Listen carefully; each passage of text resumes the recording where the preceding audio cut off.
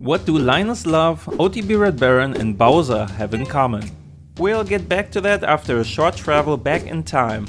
On March 22, 2013, a 2+2 account called Deeps opened a thread with the goal of running up his $150 bankroll on NL10 to $240 so that he could play NL16 on Pokerstars.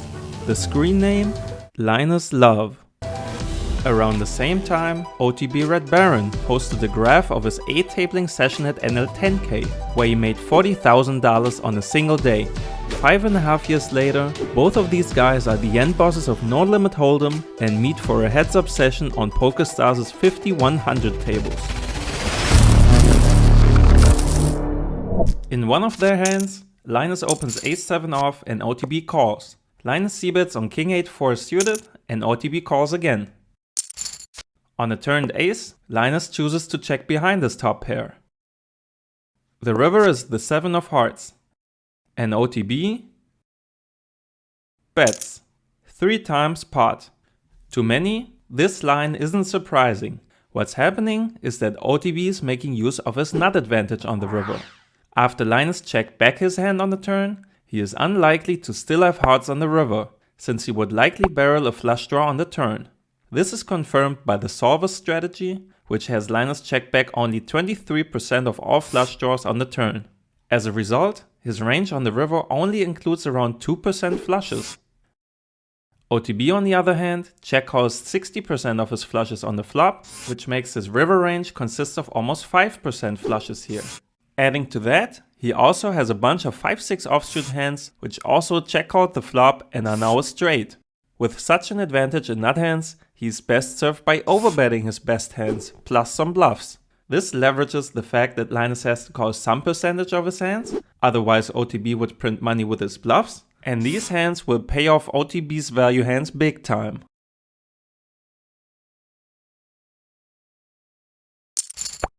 He applied the same concept in this hand when Linus 3-bet pre, OTB called, and Linus doesn't c-bet the flop. OTB checks back, and Linus then bets the turn, which completes a possible flush for around 30% of the pot. OTB calls, and on the river, Linus block bets again for around 25% pot. Both block bets would be the solver's preferred size, as Linus's range misses a lot of the best hands when he didn't c-bet. Linus's range simply includes less nut hands than OTB's on this turn, which is a big factor when considering a small or a big bet size. Compare this turn to an ace of spades, for example, where imposition doesn't have a nut advantage, and you see a big bet being the favorite bet size. But on the 9 of clubs, OTB's range includes more nuts, as he would check behind more flush draws on the flop than Linus would check as the preflop raiser, which again allows him to do this. With his block bets, Linus is basically saying he mostly has a thin value hand, which is represented in his range. Now a world-class player like Linus will be capable of balancing his range here, so that he isn't only doing this with marginal hands. But imagine seeing this from a small stakes rack that you know is playing an ABC style and isn't known for being tricky.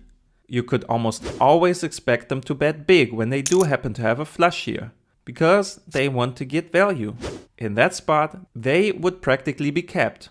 So putting them all in like OTB does here, puts them in a spot where they A, fold close to 100% of their range, which means you could bluff them like crazy, or B, decide to bluff catch with some of their non-nut hands, which means you get paid off a bigger amount when you jam your value hands. And if indeed you expect their range to be capped, you could even extend your value range and jam thinner hands than only flushes for value.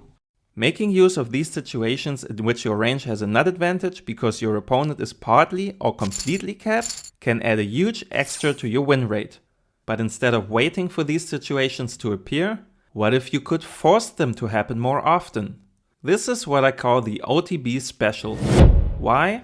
Because OTB Red Baron was a master of this method, and he was also the first one I saw do it regularly and introduce it to the mainstream. Let's look at an example. In this hand, he opens the button, Linus calls, and on Jack 3 deuce suited, OTB gets check raised.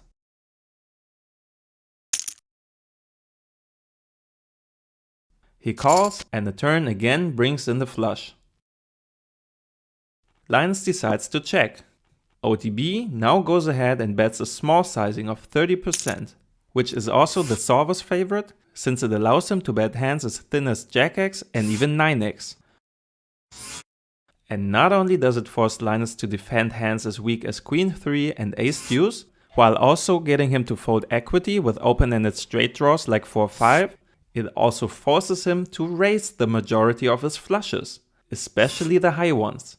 Which means when he just calls, his range again includes less nut hands.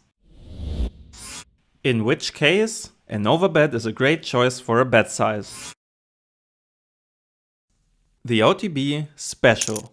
Creating spots where you narrow your opponent's range so that they are capped is not only a GTO strategy as the solver proves, it can be an even better exploit. Because unlike Linus and OTB, most of our opponents are not world-class players who try and manage to be balanced in every spot.